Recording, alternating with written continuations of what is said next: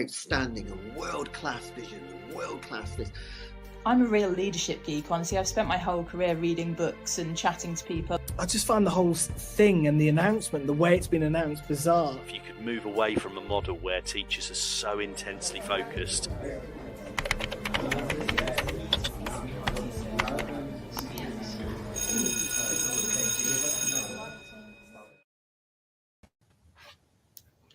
Good morning, everybody. Happy Sunday and welcome to the latest weekly review.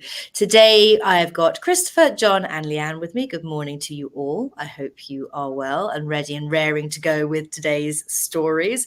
Unfortunately, I am not including the football in today's stories. I feel like maybe I've missed a trick here. But to those of you who are England fans, I wish you all the best. And that is all I'm going to say on the matter. Today, we are talking about phones in schools once again. We are going to talk about the alternative Big Listen. And we're also going to talk about Norwegian children and questioning why they are so independent compared to, well, children in the UK and other children within Europe. So without further ado, let's get stuck into our first story. And this is a bit of a sort of two-parter here, but I'm interested to know what everybody thinks on this. So Eton, a well-known school where our royal boys tend to go, it has banned smartphones for new pupils starting from September, providing them with Nokia handsets that only allow calls and texts. And those of us of a certain age will remember brick phones quite well. So it looks like they are making a comeback. The ban follows growing concerns over smartphones' negative effects on mental health and behaviour amongst students. There are other schools that have followed suit, including Allains and All Saints Catholic College have also taken measures to limit smartphone use amongst pupils to address addiction and behavioural issues. Clapham High School's head has also advised parents to keep phones out of children's bedrooms and to buy phones when only absolutely necessary. And there is a rising movement, including the campaign group Smartphone Free Childhood, to reduce smartphone use amongst children, especially emphasising the higher impact on children from lower economic households. And it also appears that it's not just the UK who is taking action on phones. In Italy, smartphones and tablets will be banned from classrooms for all students from kindergarten through lower secondary schools, including for teaching purposes. And this decision aims to reduce tensions and potential aggression between students and teachers, as highlighted by Italy's education minister, and I hope I'm going to get his name right, it's Giuseppe Valditara. The focus is to improve overall classroom environment by minimizing distractions and conflicts related to the use of these devices. Now, Christopher, coming to you first, your thoughts on this. Has this maybe gone too far? Is banning these phones really the answer? Or should we be looking at sort of a different kind of regulation in classrooms? Well, in my view, I think it's a welcome pendulum swing back towards face-to-face interaction, because that's what we're talking about. As soon as the smartphone gets put away, you're going to have more face-to-face conversations. I think it's perhaps a recognition that we have let the plastic-mounted screen creep into too many of our public spaces. It's a conversation we're having in my own school. Boarding schools can make the running here, so it's pleasing to hear that the lead is being taken here by many of these schools. Of course, if we want to keep smartphones out of the hands of our students in boarding schools, then we have the capacity to do that. We can take them off of students at night, we can restrict their appearance during the day, and we can increase the amount of face-to-face socialising that happens. So using these as a test ground, I think, is a very, very sensible idea.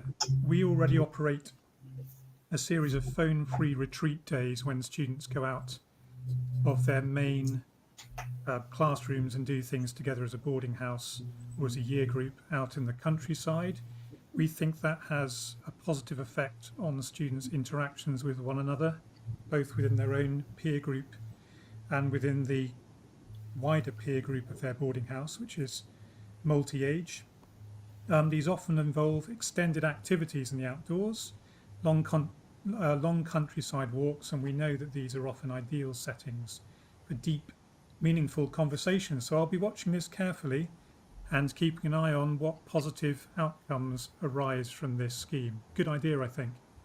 Interesting. Because on the one hand, I mean, this does seem a little bit extreme in some ways. I mean, Leanne, is this not a little bit draconian? Is it not kind of, well, you know, we're going to out and out ban and you absolutely cannot have these? Or do you think that, you know, in order to get our children back on track, as it were, that we do have to take these extreme measures? I think mobile phones are a part of life now. I'm not sure we should be hiding children away from them completely. I think from a parental side and possibly from a school side as well, there has to be like learning opportunities, teaching opportunities, not just from school, like I said, from home as well, because they need to be taught how to be safe in a mobile phone and how to manage the social media, you know, stage as it is. So I think there's an argument for both sides of, yes, there should be a time frame when you can possibly have a phone, and we teach you how to use it safely and how to kind of safeguard your own mental health while you're on the internet. But also, I don't think it's realistic to hide children away from phones.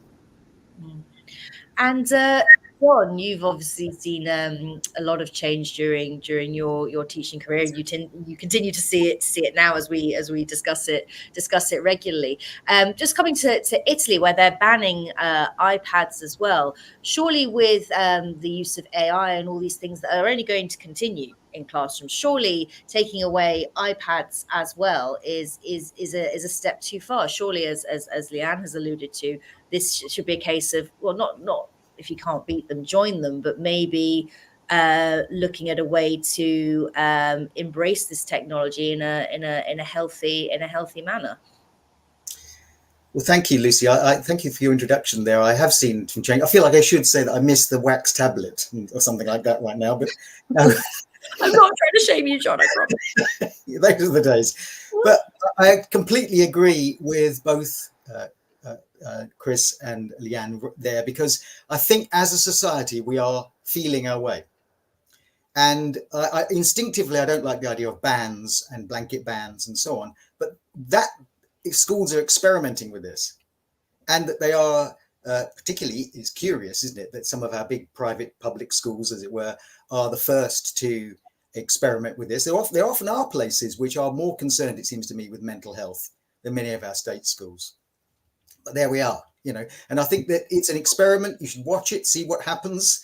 I wouldn't instinctively ban things. I know it's easy to fall into the kind of feeling of, oh, we're overdoing it. We worried about television with young people long ago. We worried about this, worried about that. All technologies are a challenge, and society has to feel their way around them. And it's clear that mobile phones, and particularly smartphones, as Chris suggests, are interfering with so much that is personal in our lives, our ordinary communication with each other, our neighbours, our sense of community. There are places where you can bully, there are places, there are things that create stress, but they probably can't put the genie back in the bottle. And as a society, we've got to learn, and students, it's their world. The technology of today, no smartphone, whatever comes next will be even more interesting, invasive, or whatever. So they've got to learn early how to navigate their way through this world as we have. It's not going away. So banning, probably no, but I'll be interesting to see how it goes. Okay, interesting. And as always, we will keep an eye on these stories. I mean, this one is definitely going to be developing at a rapid rate. So be intrigued to see who gets on board and maybe who doesn't. Okay, moving on to another, dare I say it, favourite topic of Teachers Talk Radio and of the Weekly Review. We're going to be chatting about Ofsted next.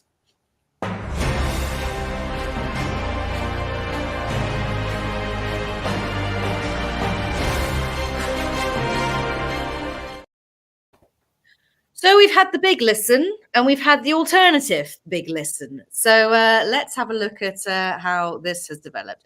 So there continues to be a widespread dissatisfaction with Ofsted. An alternative survey revealed that 90% of respondents believe that Ofsted is not fit for purpose, indicating significant dissatisfaction with the watchdog. 91% of respondents opposed the use of 2 or 1 word judgments to describe overall school effectiveness, and 89% said Ofsted fails to consider the local context of schools. There has been a call once again for an inspection moratorium. 83% of respondents believe there should be hold off on routine inspections until a fundamental review is conducted. And the survey organisers, Frank Norris and Colin Richards, stated that Ofsted is facing an existential crisis and only fundamental reform or replacement can address the issues, not mere piecemeal changes. And on the subject of Frank Norris, I know that he is joining Education Tonight next week, I believe. So he'll be joining Adam Spence and I think Hannah as well for a conversation about that. The findings also support the new Education Secretary's commitment to scrapping single-phase judgments, urging urgent and principled action to reform the current inspection regime. Leanne, coming to you first, is any of this a shock or a sparkling revelation to you? No, but the one percentage that stood out to me was, I said 90% believe inspections are not carried out in a consistent manner. I think that's quite a big one. You've got many different inspectors from many different backgrounds. You've got like high school teachers inspecting primary schools. You've got like specialist subject teachers inspecting early years, have never taught or stepped foot in an early years classroom. So like, how can there be consistency if there doesn't seem to be a thought process as to who inspects who? And yeah, that doesn't make sense to me. But then I think, like, should it be refined or should it be replaced? Like, what would we replace it with? Because they're still going to want to inspect schools. So just you're going to replace an old inspectorate with a new inspectorate. Well, I don't know. Yeah. Yeah. And to come in and inspect, I guess that's the only way to get consistency, I think. Well, it is, and you know, we talk about scrapping it, and I think you raise the point that a lot of us do, but then you know we still have to have some kind of accountability. But what does that look like? John, what would that look like to you? Perhaps, I mean, have you given this? I mean, not to put you on the spot or anything, but what could an alternative look like? I think it's not difficult to think what an alternative would look like. Actually, I think different to Ofsted. I think the things that I would identify as problems with Ofsted aren't that difficult to get rid of. I think they've gone down a road that was a mistake, and its shape, its design, its architecture are wrong. What would I have? Well, I remember one of the most searching inspections I ever had was when I met the subject advisor for, was it Staffordshire or somewhere, when I was working in the early part of my career, and when local authorities used to have subject advisors.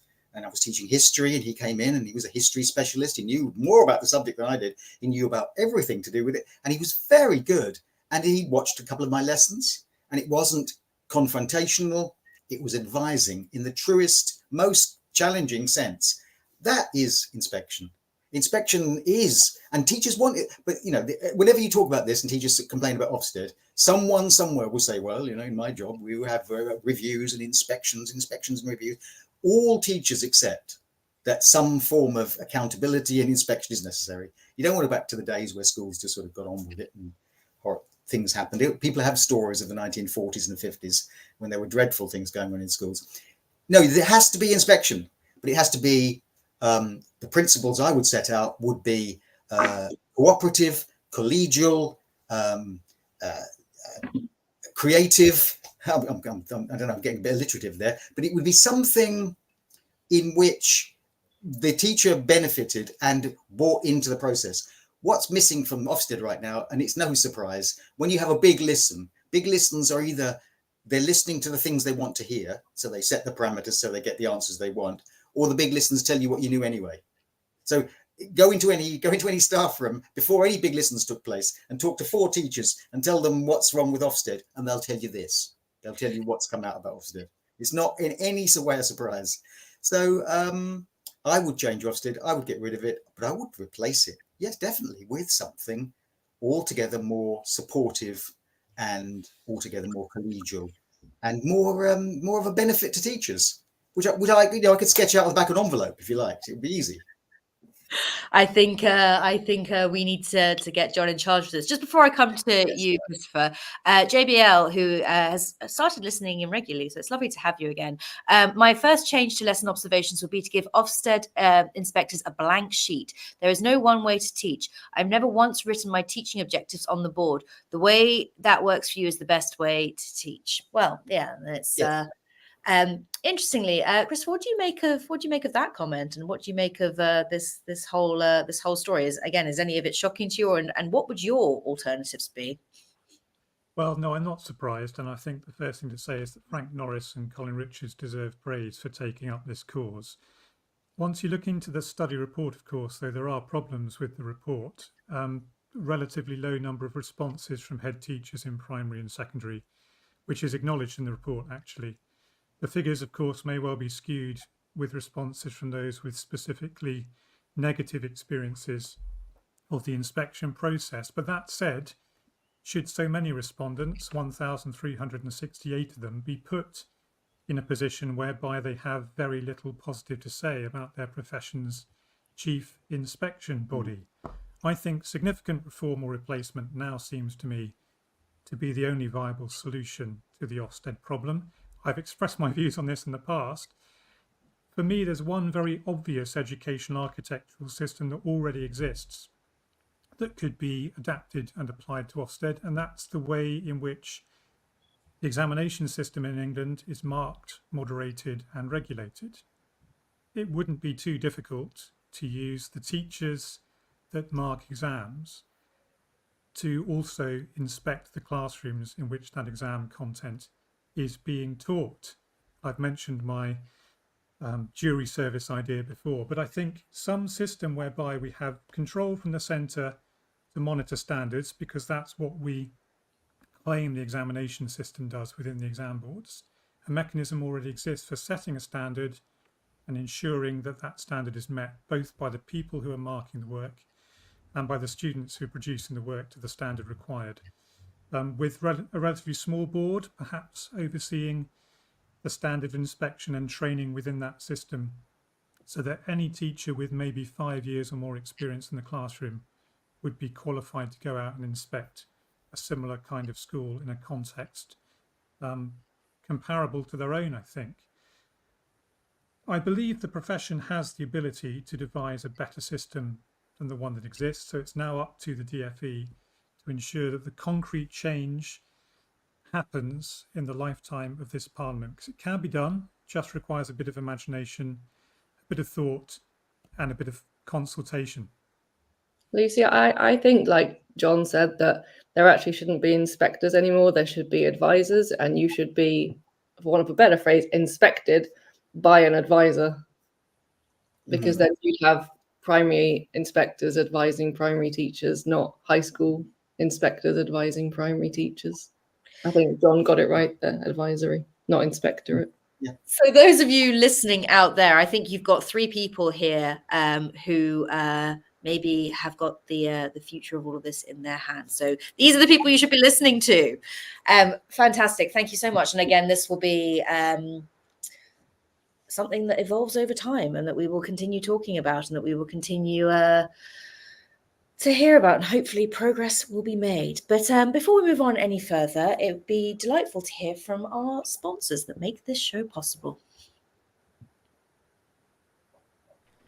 This show is brought to you in partnership with John Catt Educational, publishers of professional development books and resources that support great teaching and learning in schools around the world. Level up your professional development today and visit johncattbookshop.com to explore the full range of titles. Use the code JCTTR2425 for 20% off your order. Have you ever heard of teaching how-tos? Imagine having your own instructional coach available 24/7. Now it's a reality with the Teaching How-Tos platform. This highly personalised, socialised platform empowers busy teachers to learn and apply evidence-based teaching techniques, either independently, working collaboratively, or with their peers, or with their new AI assistant. The platform features over 160 visual guides to teaching techniques. Interested in finding out more? Visit teachinghowtos.com and register for their next webinar. Are you looking for the best practices and innovative strategies to foster confident, lifelong readers? Watch sessions by leaders in education, literacy experts, and EdTech specialists from the International Reading Conference for free. The 3-day conference explores a range of topics at the forefront of the current educational landscape, with sessions relevant for all educators and all key stages. Sign up to receive the recordings for free at readingsolutionsuk.co.uk. Apps for Good gives schools free introductory computing courses.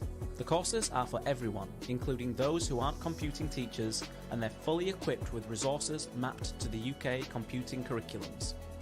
Students will develop essential and digital skills by working in teams to create a prototype app for good. Visit www.appsforgood.org to find out more.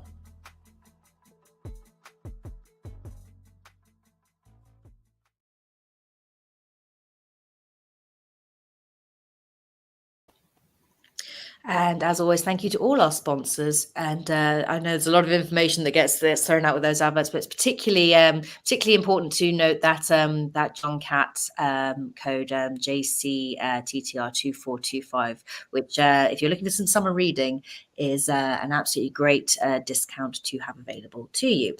Right. Okay. Moving on to our final story of today, which I know caught a few people's eye, and this is all about children in Norway. And I know we hear a great deal about children sort of in Scandinavia more widely, and certainly education practices, etc., have been hailed for a long time.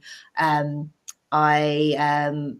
it's also a very happy part of the world. I actually went to the Happiness Museum in Copenhagen in December, which is great. And you can put post-its on the wall about things that make you happy. But anyway, I digress. So, this article focuses on parenting and education, and it said Norwegian parenting fosters independence and self-reliance in children, encouraging them to manage their own time and responsibilities from a young age.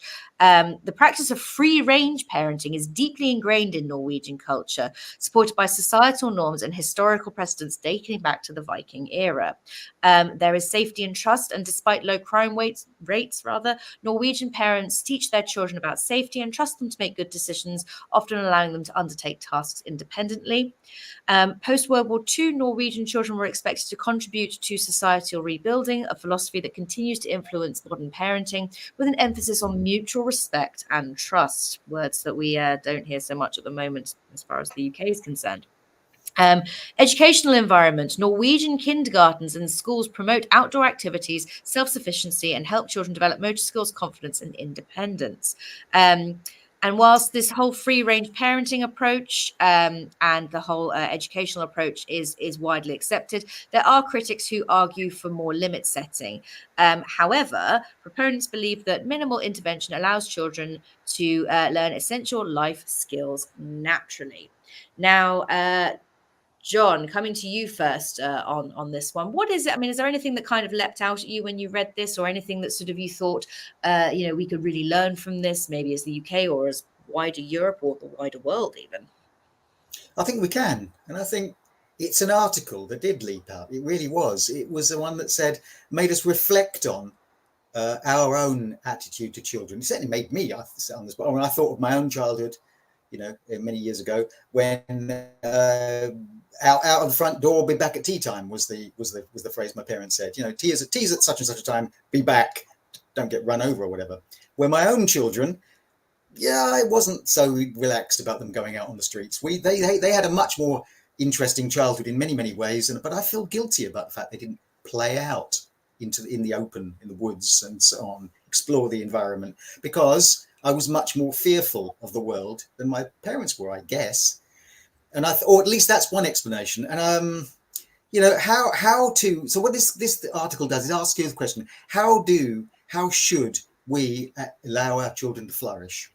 How should they flourish? It's a big philosophical question. How should you flourish in life? And I'll quote a philosopher on this.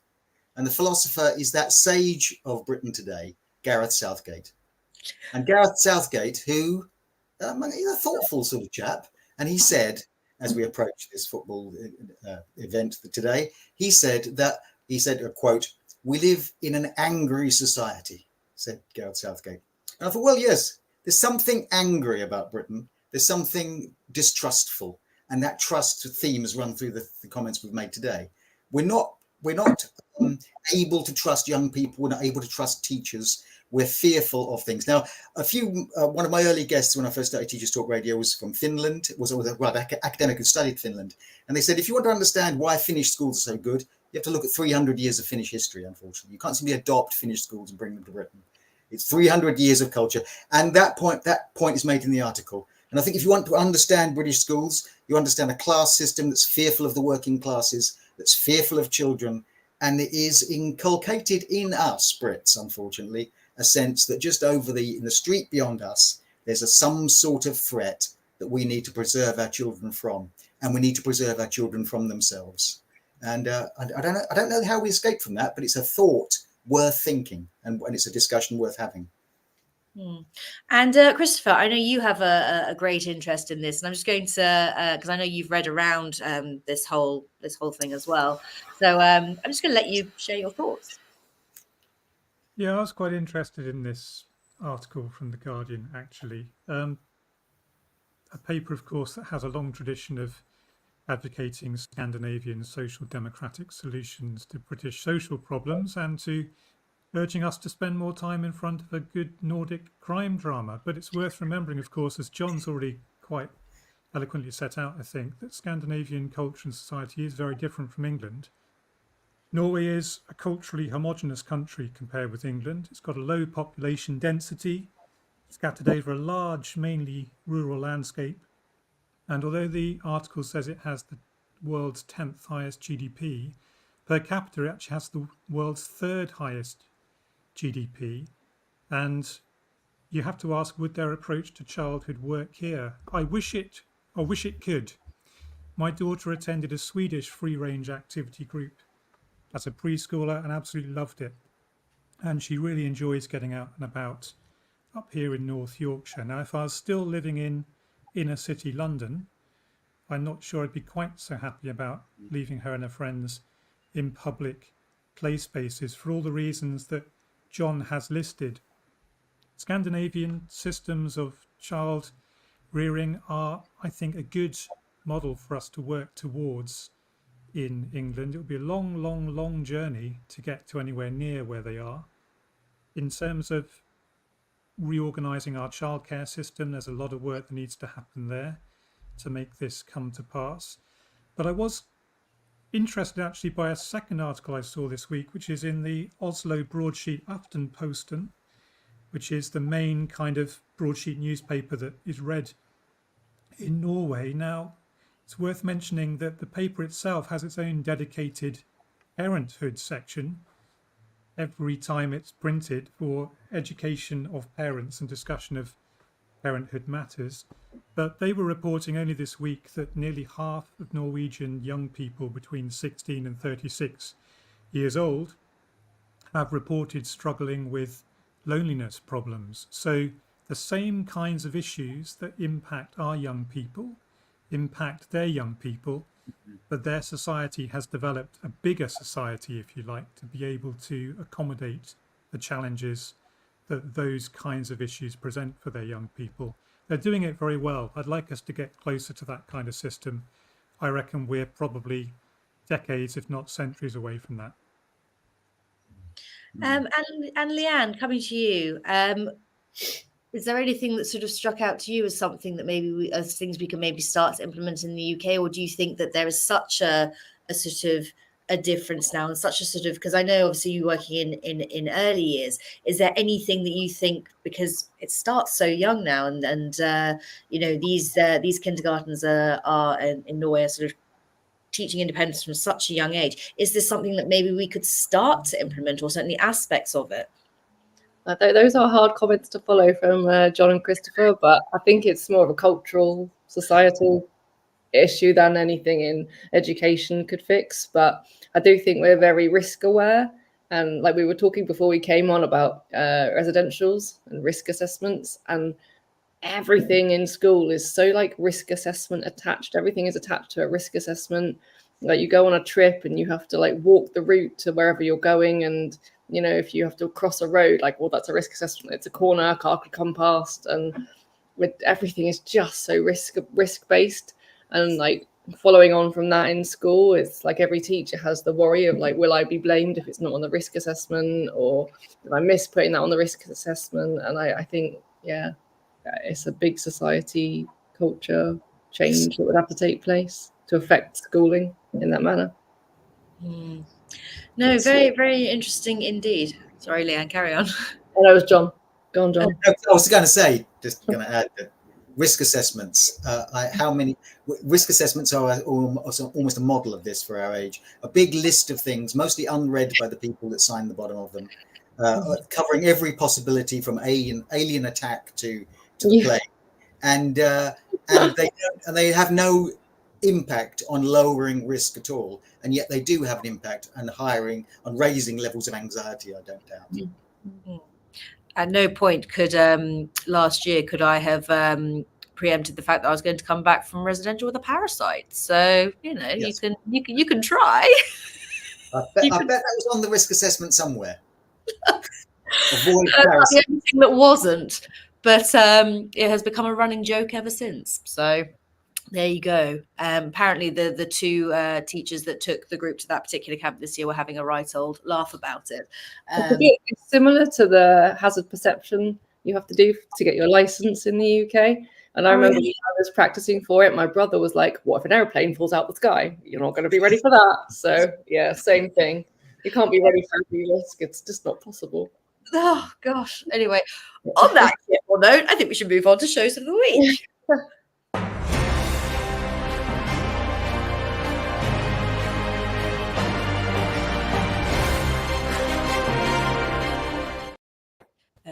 Okay. Who to go for first? I think, John, I'm going to come to you first for show of the week. Right, my show of the week was last Sunday's Late Show, which was hosted by Bijesh Deva. And first of all, Bijesh, if you're listening to this or if you hear this, what a start! It's your very first show on Teachers Talk Radio. It sounds like you've been doing DJing for years or something. It was just incredibly relaxed and confident and so forth. I think it's probably because teachers have skills they don't realize they've got, and they just are able to show them in situations like this. But it was a brilliant show to start with. His guest was a chap called Dave McPartlin, who was a head teacher of a primary school instantly. And the show's title was How to Bring Joy to Schools. And I think that might be a theme for our show today. Joy would be better. A joy assessment. Let's have, instead of a risk assessment, a joy assessment list. Which ways are you bringing joy in today? And these are the ways you can do it. And if you sign at the bottom saying this is the joy assessment. Dave McPartlin clearly is one of those head teachers who are larger than life, full of energy, a bit intimidating, but you'd want them to be the head teacher of your kids' primary school. Oh, fabulous. Leanne, coming to you. Mine was the Monday Twilight Show with Adam Colbeck, was all things year 6. Talked about that being an end point, talked about the pressures that year 6 teachers put on themselves, talked about a lot of firsts that happen in year 6. And so it was lots of good tips if you are a year 6 teacher or if you aspire to teach year 6. I used to. Not sure how I feel about it now. Yeah. Coming to you. My show was Marie Greenhall's Monday Morning Break, in which she and her guest explored work experience programs and the barriers to their success. I thought it was essential listening for anyone planning a work experience program next year, looking to refresh their memory of the Gatsby benchmarks, or keen to find out how they ensure their students don't simply end up making the tea for an office of understaffed, underworked estate agents waiting for the telephone to ring. So a very informative show, I thought, well worth anyone's time. Oh, fantastic. And a beautiful summary there. And my show of the week is from the lovely Hannah Wilson, who's behind the scenes today. She was talking about art festivals and the importance of them, full stop. And she had her friend Jess on, whose surname escapes me at the moment. But they were talking about the importance of having creative festivals, particularly having festivals that children are involved in organising, are involved in participating in. And what was lovely about this show is that it was interwoven with clips of sort of little short interviews, if you like, with people who had attended a recent festival and how it had benefited them, how it had impacted them. And I just think it's so important that we keep creativity alive. So much of it kind of gets shoved out or gets sort of put to one side in favor of other things, and it's so important for confidence building, for just thinking in a different way, for bringing communities together. And so it was a really important show that Hannah has put out there. So if you get a chance to listen back, please do. That concludes our weekly review for today. Thank you for listening. As always, you can follow us on all the usual places. You can see the link at the bottom there on Twitter or X. I still refer to it as Twitter, and as you have still Twitter through and through. At TTR Official, or TT Radio Official rather, and LinkedIn, Teachers Talk Radio, where you can also watch back this weekly review should you wish to, and engage with lots of other content as well. We will be back next week. I don't know who will be in the chair, probably the lovely Hannah, and I'm off for a little bit now, but I will see you all at some point in the near future, where I'm sure we'll be discussing lots of different fun and eventful things in the world of education. But in the meantime, have a lovely rest of the weekend, and speak to you all soon. Outstanding and world-class vision and world-class this. I'm a real leadership geek, honestly. I've spent my whole career reading books and chatting to people. I just find the whole thing and the announcement, the way it's been announced, bizarre. If you could move away from a model where teachers are so intensely focused.